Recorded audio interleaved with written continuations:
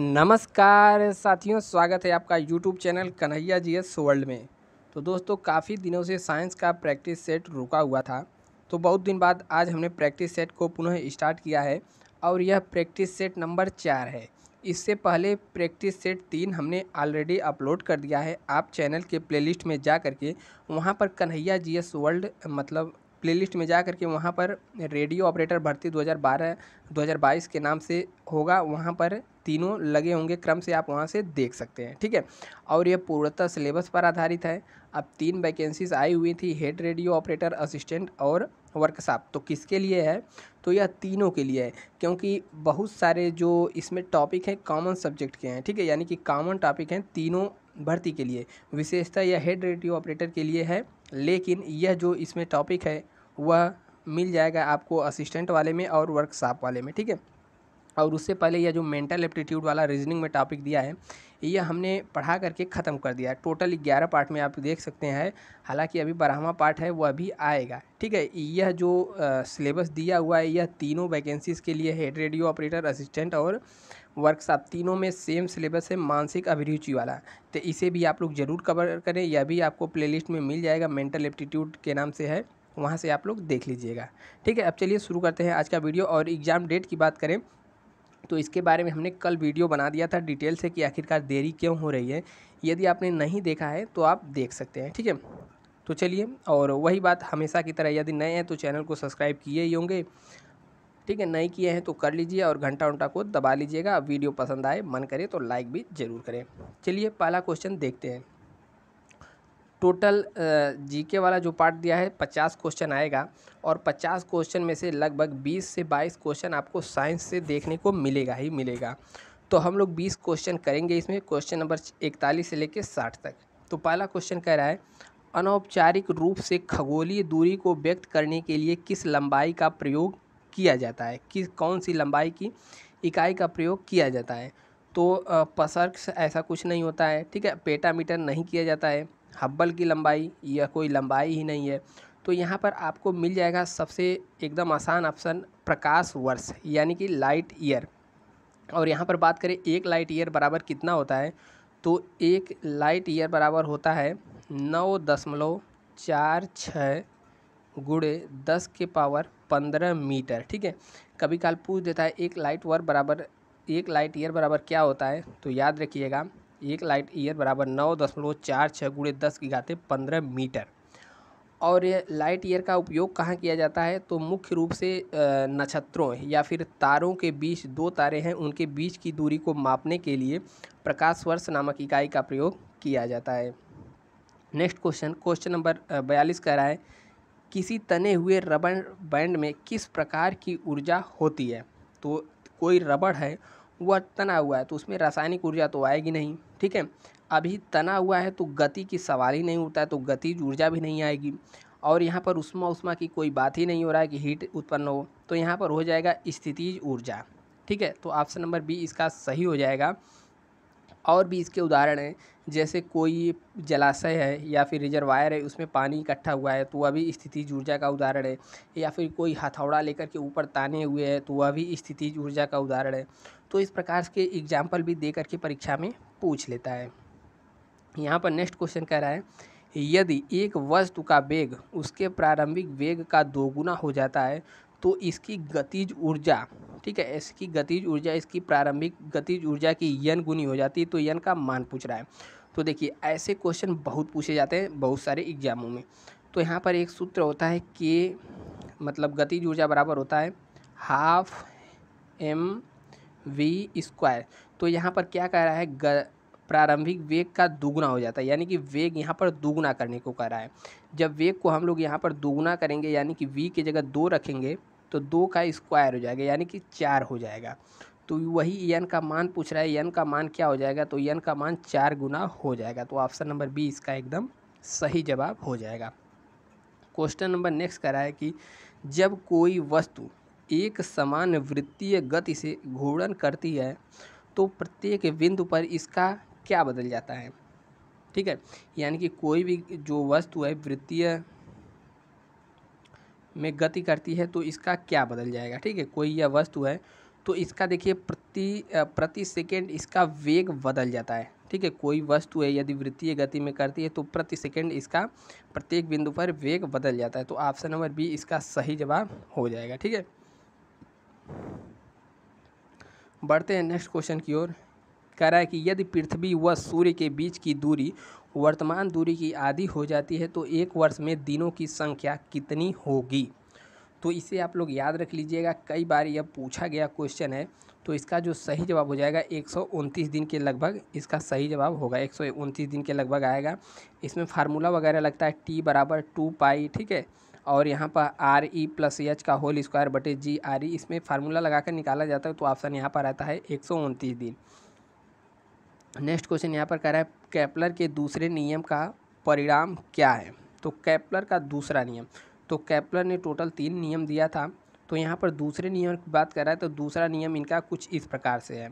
ठीक है, देखिए उनका पहला नियम है कि जो सूर्य है, पृथ्वी जो है सूर्य का दीर्घवृत्ताकार चक्कर लगाता है और उसमें से जो सूर्य है, ठीक है, किसी एक अक्ष पर स्थित रहता है। देखिए यहाँ पर, तो यहाँ पर मान लीजिए यह सूर्य हो गया। ठीक है, सूर्य बन जा भाई। ठीक है, यहाँ पर यह सूर्य हो गया। तो पृथ्वी इसका दीर्घवृत्ताकार में चक्कर लगाती है। तो यहाँ पर मान लीजिए पृथ्वी हो गया। ठीक है, पृथ्वी हो रहा। तो दूसरा नियम कहता है कि यहाँ से यहाँ तक की दूरी, ठीक है, कहता है कि समान समयांतराल में समान क्षेत्रफल तय करती है। यानी कि देखिए यहाँ से यहाँ तक जाने में जितना समय लगा, ठीक है, और वो यहाँ से यहाँ आने में भी इतना समय लगा, तो दोनों यदि समान समय लगा है तो समान क्षेत्रफल भी तय करेगी। समझ में आया कि नहीं आया। मान लीजिए पृथ्वी है, ठीक है, या फिर कोई ग्रह है जो समान समय में समान दूरी मतलब समान समयांतराल में समान क्षेत्रफल पार करती है। तो यहाँ से यहाँ का भी क्षेत्रफल और यहाँ से यहाँ का भी क्षेत्रफल सेम रहेगा। और सेकंड नियम को ही कहा जाता है कोणीय संवेग संरक्षण के समतुल्य, इसको भी कहा जाता है। तो इसका ऑप्शन नंबर सी सही हो जाएगा, कोणीय संवेग संरक्षण का नियम कहा जाता है। ठीक है, यह वाला समझ में आया कि नहीं। मान लीजिए कि यहाँ से यहाँ आने में 10 सेकेंड लगा और यहाँ से यहाँ में भी 10 सेकेंड लगा, तो दोनों का क्षेत्रफल जो है समान रहेगा। बढ़ते हैं नेक्स्ट क्वेश्चन की ओर। यहाँ पर कह रहा है कि दाब और बल में कौन सदिश राशि है। तो बल सदिश राशि है और दाब अदिश राशि है। तो यहाँ पर यही पूछना चाह रहा है कि कौन सा सही होगा। तो इसका ऑप्शन नंबर हो जाएगा 20 सही। सदिश राशि कौन सी है, बल सदिश राशि है जबकि दाब अदिश राशि है। और यहाँ पर सदिश पूछा है तो ऑप्शन नंबर 20 सही हो जाएगा। बढ़ते हैं नेक्स्ट क्वेश्चन की ओर।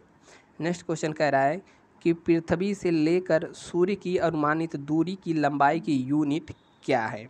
तो सेम पहला जैसा क्वेश्चन आया तो वैसा ही है। तो क्वेश्चन नंबर 48 का 20 सही हो जाएगा। एस्ट्रोनॉमिकल यूनिट इसकी लंबाई है, पृथ्वी से लेकर सूर्य की अनुमानित दूरी मापने के लिए। और किसी ग्रह से मतलब किसी भी 2 तारों के बीच की दूरी को मापने के लिए प्रकाश वर्ष का उपयोग करते हैं, लेकिन स्पेशली पृथ्वी और सूर्य से दूरी मापने के लिए एस्ट्रोनॉमिकल यूनिट का प्रयोग किया जाता है। ठीक है, उसकी यूनिट है लंबाई की। नेक्स्ट क्वेश्चन है किसी वस्तु को गति में लाने के लिए उसे धक्का देना या खींचना क्या कहलाता है। तो देखिए, तो इसे धक्का देना को अपकर्षण कहते हैं और खींचना को अभिकर्षण कहते हैं। इन दोनों के करने की क्रिया को हम लोग कहते हैं बल। तो इसका सही जवाब हो जाएगा बल, ऑप्शन नंबर बी सही जवाब है। ठीक है, यहाँ पर नेक्स्ट क्वेश्चन कह रहा है कि 2 पिंडों के बीच बल सदैव क्या होता है। बताइए, 2 पिंडों के बीच बल सदैव होता है। तो 2 पिंडों के बीच बल सदैव समान होता है और एक ही दिशा में नहीं बल्कि विपरीत दिशा में प्रयोग होता है। तो इसका सही जवाब हो जाएगा ऑप्शन नंबर ए, यानी कि समान तथा विपरीत दिशा में प्रयोग होता है 2 पिंडों के बीच बल। नेक्स्ट क्वेश्चन कह रहा है, यह वाला थोड़ा बढ़िया क्वेश्चन है, इसमें ध्यान लगाइएगा। प्लांक नियतांक की बीमाएँ बराबर होती हैं, किसके बराबर होती हैं। तो इसके लिए हम लोग को बीमा निकालना पड़ेगा। यहाँ पर क्या कहा है, प्लांक नियतांक। ठीक है, तो आइए निकालते हैं। देखिए, प्लांक नियतांक यानी कि जो क्वांटम का सिद्धांत है उसके अनुसार फोटॉन की ऊर्जा E बराबर होती है hv।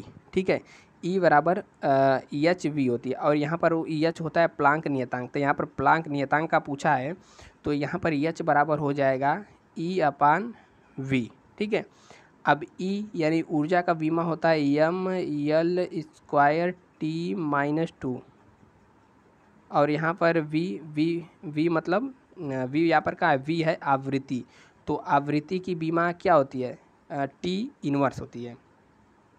ठीक है, आवृत्ति की बीमा होती है, तो यहाँ पर हो जाएगा टी इनवर्स। ठीक है, अब जब इसको हम लोग ऊपर ले जाएंगे तो इसका टोटल बीमा हो जाएगा M L square T minus 1। T ऊपर जाकर प्लस कर देगा, तो यह किसकी बीमा हो गई, यह हो गया प्लांक नियतांक का। अब पूछा है किसके बराबर होता है, तो यह होता है कोणीय संवेग के बराबर। तब देखते हैं कोणीय संवेग की बीमा क्या होगी।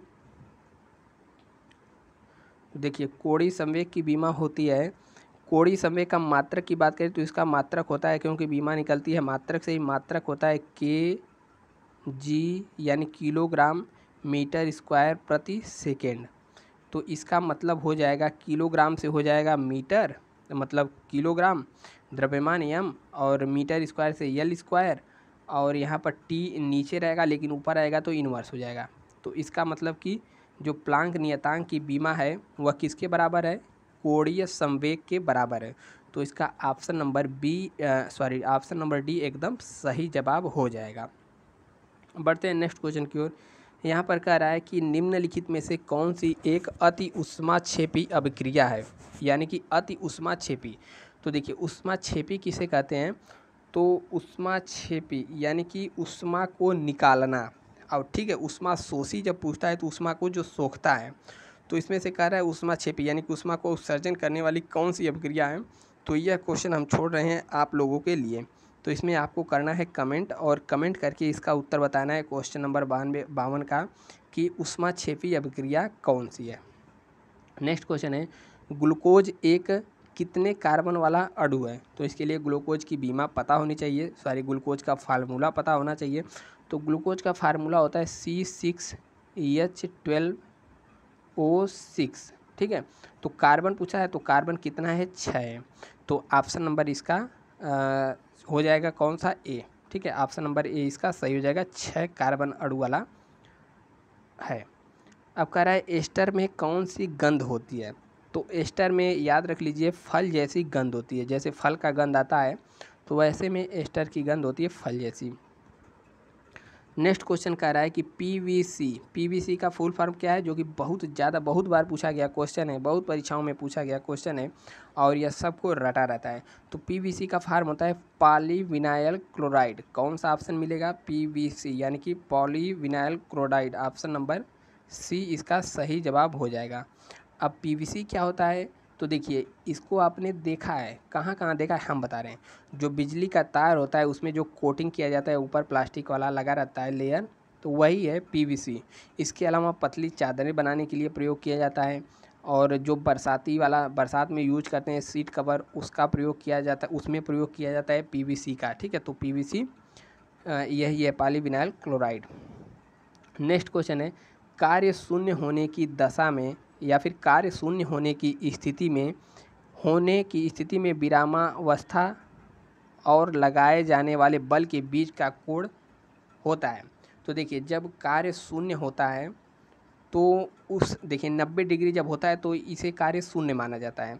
तो 90 डिग्री में यानी कि इसका 90 डिग्री, तो वैसे देखा जाए तो डायरेक्ट आंसर हो जाएगा 90 डिग्री, लेकिन आप निकाल भी सकते हैं। क्या होता है, W बराबर एफ डी कॉस थीटा। अब एफ डी कॉस थीटा है, एफ और डी मतलब डी 0 के बराबर नहीं है, तो यहाँ पर कास थीटा बराबर हो जाएगा 0, यानी कि यहाँ पर 0 किसका मान होता है, तो कास 90 का मान होता है। तो यहाँ पर ऑप्शन नंबर सी इसका सही हो जाएगा।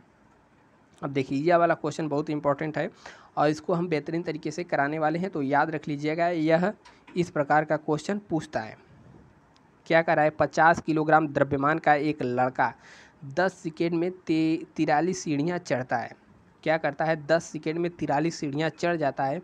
यदि प्रत्येक सीढ़ी की ऊंचाई 15 सेंटीमीटर है तो उसकी शक्ति ज्ञात कीजिए। देखिए कह रहा है एक लड़का है कोई, जो कि क्या कर रहा है, 10 सेकेंड में कितनी सीढ़ी चढ़ रहा है, कितना चढ़ रहा है भाई, 10 सेकेंड में 43 सीढ़ी, यानी कि इस प्रकार से कुछ सीढ़ी है, ठीक है। 10 सेकेंड में 43 सीढ़ी चढ़ जा रहा है। तो चलिए लगाते हैं हम लोग 10 सेकेंड में 43 सीढ़ी। तो देखिए 1 सेकेंड में 10 सेकेंड में 43 सीढ़ी चढ़ता है, तो सीढ़ी की कुल ऊंचाई 15 सेंटीमीटर है, यानी कि यह जो कह रहा है यह ऊंचाई 15 सेंटीमीटर है। तो 43 सीढ़ियों की कितनी होगी, ठीक है। तो 43 सीढ़ियों की ऊंचाई यानी कि कुल सीढ़ियों की ऊंचाई, कुल ऊंचाई हो जाएगी 43 गुणे 15। अब यह क्यों होगी, तो देखिए 43 सीढ़ी है, यानी कि यह चीज़ जो है 43 है और प्रत्येक की ऊंचाई 15 सेंटीमीटर है। तो टोटल ऊंचाई कितनी हो जाएगी, इसको जब गुणा उड़ा करेंगे तो आ जाएगा 645 सेंटीमीटर। लेकिन हमें मीटर में चाहिए तो हो जाएगा 6.45 मीटर। अब इसके बाद क्या कह रहा है कि 50 किलोग्राम का लड़का है, ठीक है। तो कह रहा है कि शक्ति ज्ञात कीजिए। तो शक्ति बराबर क्या होता है, शक्ति बराबर कहाँ गया भाई, शक्ति या फिर कार्य बराबर होता है W बराबर mgh, ठीक है। एक बार फिर से देख लीजिए, यहाँ पर कुल ऊंचाई हमने निकाल लिया, अब कार्य निकालते हैं। तो कार्य कितना करेगा, कार्य बराबर होता है mgh, ठीक है। तो mgh जब करेंगे तो m का मान है 50 किलोग्राम और g का मान दिया है 10 और h का मान दे दिया है 6.45, ठीक है। जब इसको गुणा करेंगे टोटल तो आ जाएगा, यहाँ पर हमारा कितना आ जाएगा, 3225, छप्पा 30, ठीक है, 3225। अब यहाँ पर क्या पूछा है कि हमें निकालना है शक्ति। तो शक्ति बराबर क्या होता है, कार्य बटे समय। तो शक्ति बराबर कार्य बटे समय, तो यहाँ पर हो जाएगा 3225। अब बटे यहाँ पर क्या दिया है, समय दिया है कितना, 10 सेकेंड में, ठीक है। तो यहाँ पर 10 हो जाएगा, तो इसका जो आंसर क्या हो जाएगा 3200 मतलब 322.5, ठीक है। 322.5 वाट जो है इसका सही हो जाएगा उत्तर। 322.5 ऑप्शन नंबर वाट आएगा ना, तो ऑप्शन नंबर सी सही हो जाएगा 322.5 वाट, ठीक है। समझ में आया कि नहीं आया, एक बार फिर से देख लीजिए।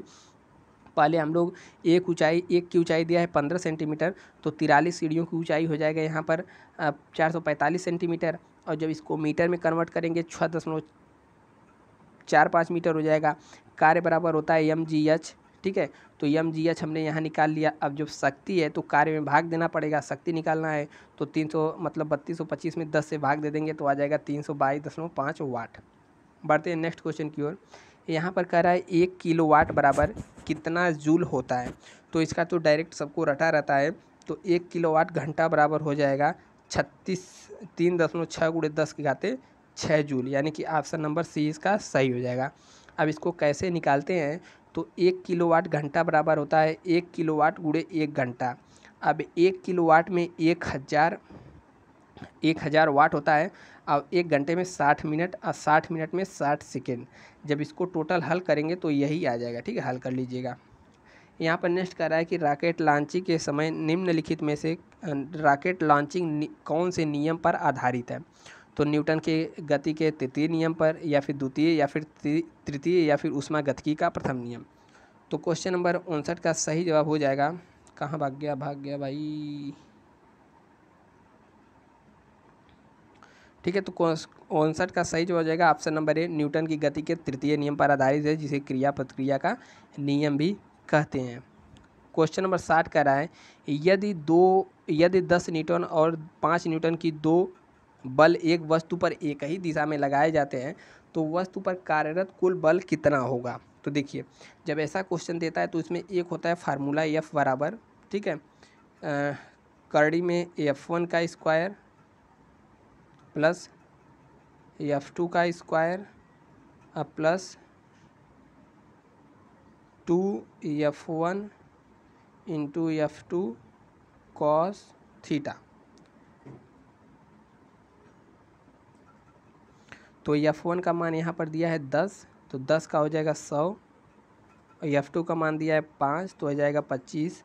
अब प्लस 2F1 इंटू F2 यानी कि 2 गुणे 10 गुणे 5 आकाश थीटा, तो एक ही दिशा में जब है तो काश 0 हो जाएगा, ठीक है। तो 0 का मान 1 होता है, तो वहाँ पर उसका कोई मतलब नहीं है। तो इसको जब टोटल हल करेंगे तो यहाँ पर 125 ये हो गया, 5 दूना 10 10 दाम 100 यानी कि 225 हो जाएगा। ई हो जाएगा करड़ी में, ठीक है। और जब करड़ी हटाएंगे तो आ जाएगा 15, तो 15 न्यूटन इसका सही जवाब हो जाएगा, यानी कि ऑप्शन नंबर सी इसका सही जवाब हो जाएगा, ऑप्शन नंबर सी, ठीक है। तो आज के क्वेश्चन आपको कैसे लगे एक बार कमेंट करके तो ज़रूर बताइएगा, बिना कमेंट करे भाग जाते हैं। और वीडियो यदि पसंद आया तो लाइक भी ज़रूर करिएगा, ठीक है। और मिलते हैं नेक्स्ट वीडियो में, तब तक के लिए जय हिंद।